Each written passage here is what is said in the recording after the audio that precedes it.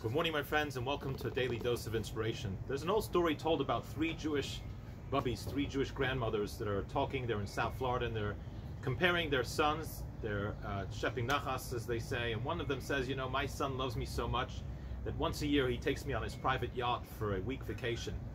Another one says that's not love. My son loves me so much he flies down here on his private jet and he takes me on a trip to Europe every month. The third one says, you don't know what nachas means.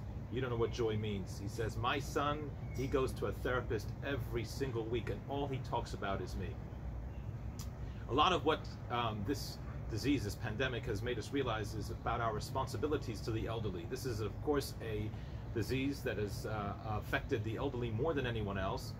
And a lot of our precautions are about protecting the elderly. And it's really made us have to reflect about how much care and sensitivity do we have for the elderly in our society? Are we committed enough? In today's Torah reading, it talks about the importance of respecting one's parents and the care that one has to have one's parents. And it's interesting that our tradition states that this commandment to respect our parents, to respect the elderly, was given to the Jewish people when they were in the desert. And the reason for that is because in the desert, God provided every single person with all of their needs. Parents didn't have to provide their children for their needs. God provided manna, God provided clothing, God provided protection, and really God provided them with everything they needed. So it wasn't God was saying, you don't respect your parents because of what they have given you, it's because it's the right thing to do.